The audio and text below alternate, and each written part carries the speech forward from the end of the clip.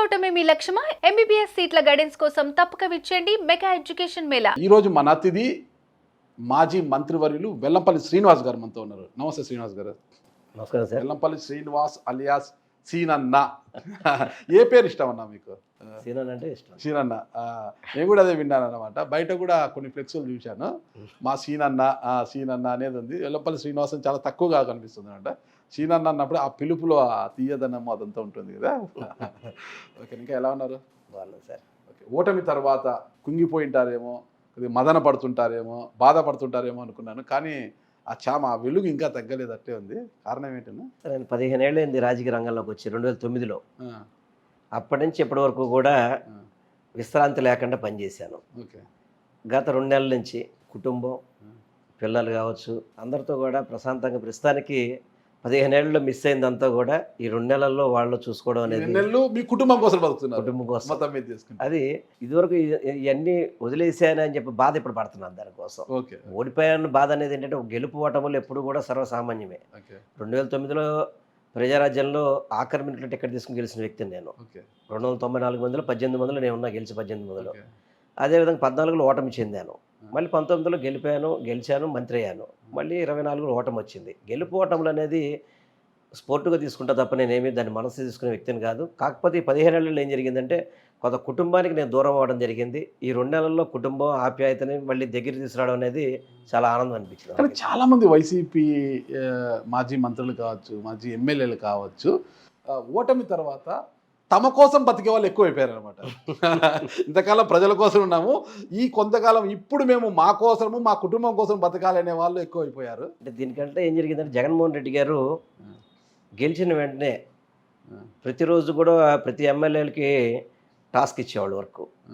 దాంట్లో ఎవరికి వాళ్ళు మేము ముందుండాలి అని చెప్పని గడప గడపకి మన ప్రభుత్వం కానివ్వండి, అనేక ప్రభుత్వ కార్యక్రమాల్లో నేను 175 మంది కంటే కూడా ముందుండాలి అని చెప్పని ఎవరికాళ్ళు పోటీ పడి సర్వీస్ చేసేవాళ్ళం. కానీ ఆ సర్వీస్ చేసిన తర్వాత ఈ రిజల్ట్ చూసిన తర్వాత కొంత బాధ అనిపిస్తుంది. ఎందుకంటే గతంలో ఎన్నడూ లేని విధంగా ప్రతి గడపకి వెళ్ళి వాళ్ళ సమస్య మేము వాళ్ళ ఇంటికి వెళ్ళి పరిష్కారం చేసే ప్రయత్నం చేసాం.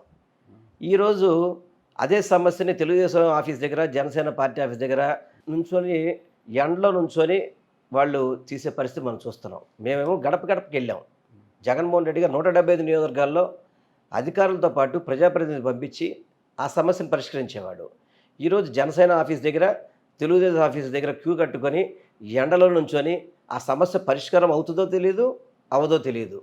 అర్జీలు తీసుకోవడానికి వాళ్ళకి ఎండలో టైం పడుతుంది. అది బీజేపీలోకి వెళ్తున్నారు మీరు? బయట ప్రచారం జరుగుతుంది. దీనికి వెళ్ళాలా బీజేపీలోకి? అంటే ఇప్పుడు మీరు ఏమన్నారంటే ఇక్కడ కూటమి ఉంది, కూటమి ఎమ్మెల్యేలు అందరూ ఉన్నారు. టీడీపీ ఆఫీస్ దగ్గర, జనసేన ఆఫీస్ దగ్గర క్యూ కడుతున్నారు, ఎండలకు అంటున్నారు. బీజేపీ పేరు ఎత్తలేదు మీరు. అంటే బీజేపీ మీద ఎక్కడో మీకు కొంత సానుభూతి ఉంది, బీజేపీలో కూడా పాజిటివ్గా ఉన్నారు. బయట ప్రచారం జరుగుతున్నట్టుగా వెల్లంపల్లి గారు త్వరలో కాషాయ కండువా కప్పుకోబోతున్నారు కాబట్టి అందుకే బీజేపీ పేరు ఎత్తడం లేదని, అందుకే సడన్గా నాకు అనుమానం వచ్చింది బీజేపీలోకి ఏమైనా వెళ్తున్నారా అనేసి. అంటే నేను మీ మీడియాలో జనసేనది, తెలుగుదేశాన్ని మాత్రం చూశాను నేను. ఎందుకంటే దాంట్లో ఎమ్మెల్యేస్ డ్యూటీ వేసి, మంత్రులను డ్యూటీ వేసి, అది బీజేపీలో వేసినట్టు నేను చూడలేదు. దాంట్లో ఒకవేళ బీజేపీలో ఉంటుంటే బీజేపీ కూడా చెప్పేవాడు నాకేమి. నేను వైఎస్ జగన్మోహన్ రెడ్డి గారి నాయకత్వంలో పనిచేస్తున్నాను అంతే తప్ప నాకు వేరే పార్టీ వైపు చూడాల్సిన అవసరం నాకు లేదు. బయట ప్రచారం అంతా కూడా ఫేక్ అంతే. ఎటువంటి పరిస్థితుల్లో కాషాయపు కండువా కప్పుకోరు. అవసరం ఉంది కప్పుకోవాల్సిన అవసరం లేదు, ఏం లేదు అవసరం. కానీ ఎందుకో ఇప్పుడు ఇటీవల పరిస్థితులు చూస్తుంటే అలాగనే అనిపిస్తోంది అని అందరూ అంటున్నారు.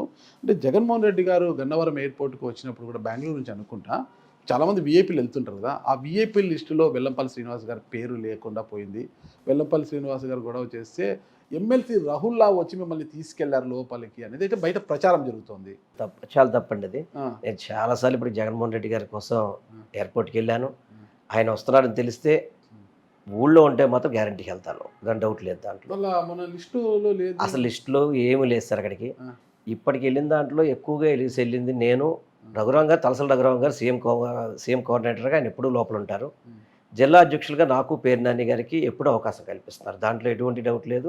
ఈ రుహుల్లా పిలిచేది అంతా కూడా అవాస్తవం. అవన్నీ కూడా మరి ఎక్కడ మీరు విన్నారో తెలియదు, కానీ అది టోటల్గా ఫేక్. అది జగన్మోహన్ రెడ్డి గారు మా అందరికీ ఇచ్చే ఇంపార్టెన్స్ ఎప్పుడు ఇస్తూనే ఉన్నారు, దాంట్లో ఎటువంటి డౌట్ లేదు.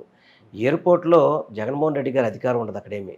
అది కూడా ఎందుకు జరిగిందంటే మీరు రుహుల్లా పేరు ఎందుకు వాడారంటే, నేను రుహుల్లా అందరం కలిసి మొన్న జగన్మోహన్ రెడ్డి గారిని రిసీవ్ చేసుకోవడానికి వెళ్తున్నాం ఎయిర్పోర్ట్కి. ఎయిర్పోర్ట్ బయటే, అంటే ఎయిర్పోర్ట్ ఇంకా కాంపౌండ్లోకి ఎంటర్ అవ్వాలి మేము. ఇంకా మా కారులో మమ్మల్ని ఆపేసి, మీ కారులో వాళ్ళు జనాలందరూ దిగిపోయి మీరు ఒక్కరే వెళ్ళండి కారులో అని చెప్పని అధికారులు చెప్తే, ఒక నాయకుడిగా నాతో పాటు 4-5 ఉండడం సర్వసామాన్యది, ఎక్కడికి వెళ్ళినా కానీ ఉంటారు. వాళ్ళని దిగిపోమంటే నేను దిగనన్నాను. వాళ్ళు అడ్డుగా నుంచున్నారు. ఎస్ఐసిఏ కార్లకు అడ్డుగా నుంచున్నారు. దాంట్లో ఏంటంటే మీరు ఒక్కరే అయితే పర్మిషన్ ఇస్తే మిగతా వాళ్ళతో అయితే కనుక పర్మిషన్ ఇవ్వండి అని చెప్పన్నారు. అప్పుడు నేను వచ్చి రోడ్డు మీద కూర్చున్నా, రోడ్డు మీద బైఠాయించాను. ఎందుకంటే మాకున్న హక్కు అది. మేము ఎయిర్పోర్ట్ లోపలికి వెళ్ళడం అనేది కూడా, ఎయిర్పోర్ట్ లోపల ఇంకా ప్రాంగణం లోపల కూడా వెళ్ళలేదు, ఆ బయట ఆపేశారు మమ్మల్ని. ఎందుకంటే జగన్మోహన్ రెడ్డి గారికి జనాలు అనేవాళ్ళు లోపలికి వెళ్ళకూడదు, జగన్మోహన్ రెడ్డి గారికి జనాలు ఎంతవరకు మనం కంట్రోల్ చేయాలనేది చంద్రబాబు ఆలోచన, పోలీస్ డిపార్ట్మెంట్ ఆలోచన. అది పోలీస్ డిపార్ట్మెంట్కి నాకు జరిగిన వాదన తప్ప జగన్మోహన్ రెడ్డి గారి లిస్టులో మన పేరు లేకపోవడం కాదు. ఆ రోజు రుహుల్లో మేము కలిసే వెళ్ళాం. అప్పుడు రుహుల్లో కింద కూర్చుంటే లేదులే అన్న మనం లేచి వెళ్దామని చెప్పని రుహుల్లో మనకి ఆ రోజు పోలీసు లాభిన దాని మీద రుహుల్లో తీసుకున్నాడు తప్ప, ఆ తర్వాత పోలీసులు సరిదిద్దుకొని సార్ మీ కార్లో మేము వాళ్ళు ఎక్కించుకెళ్ళిపోండి సార్ అన్నారు, బయలుదేరాం. అంతే, అది జరిగింది అంతే తప్ప అది రీలు ఇది రియల్, ఇది రియల్, అంతే కదా. ఓకే. సుమన్ టీవీలో మీ పర్సనల్ అండ్ బిజినెస్ ప్రమోషన్స్ కోసం కింది నెంబర్కి కాంటాక్ట్ చేయండి.